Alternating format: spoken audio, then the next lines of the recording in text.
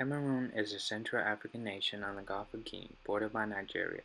Even though this country is not one of the poorest countries in the world, with its leadership corruption in the country, it makes it hard for women to find opportunities to get out of poverty, in which their society's discrimination against girls schooling has come too far for them to overlook at the fact that maybe educating women can further improve their country as far as their poor and homeless population goes. Despite the ongoing discrimination against girls' education in Cameroon, one woman decided to pursue her dreams against all odds by choosing school over marriage, and for that reason she was beaten by a group of men associated with an African terrorist group called Boko Haram. I was coming back one day from school, and then between 30 and 40 men surround me and they beat me, and they told me that it is shame to see a girl like me who is 28 years old, single, hanging out with white people, don't want to be married, and they basically tell me to stop my studies. Martine says the group of men were members of the terror group Boko Haram. Americans may be familiar with the recent story of the kidnapping and selling off of hundreds of women that sparked the hashtag Bring Back Our Girls.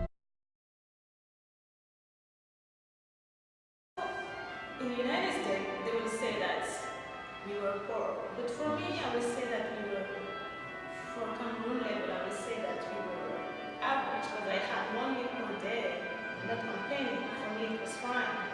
When there is trouble, when parents have to pick a boy instead of girl to send to school, all these are problems of money. But my mom, she's a strong woman. Yeah, she had to raise 9 kids by her own, plus the other kids. So she is a strong woman, and there's some hard feelings between us. And at some point, she had to accept that it is my life, that I have to manage everything I see. Now that she read my story and everything, she's very proud of me, and she told me that. So. Due to the lack of money to afford materials and house a proper environment for students, this also makes it hard for women to attain an education. Shortage of teachers, shortage of classrooms, and the classrooms are not well built in a way that students will feel free to learn.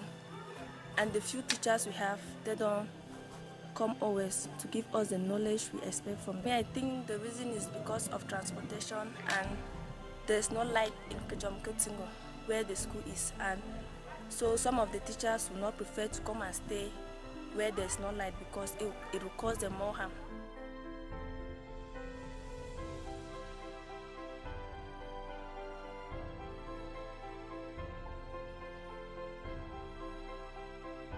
It's common here for parents to send just boys to school because they're seen as the breadwinner.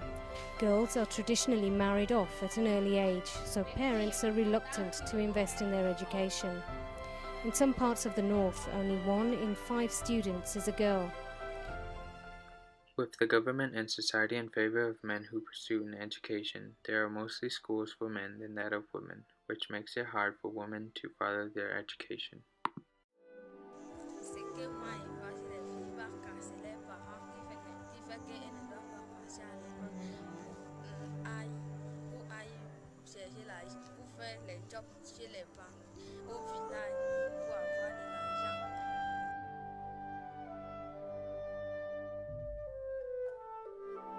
Ce qui freine la jeune fille de ne pas bien fréquenter, ce sont les enseignants.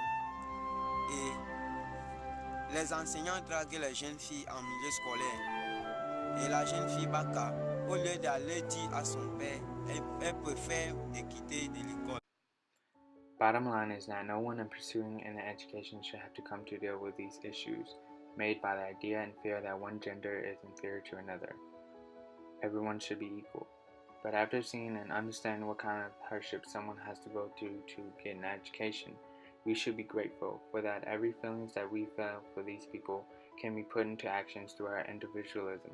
Because for every problem there is a solution, and by having a big problem such as poverty, you and I will not achieve it alone, but together we can help achieve the better of tomorrow for those around us, because by giving someone an opportunity to education, we have given them the knowledge and experience of hope.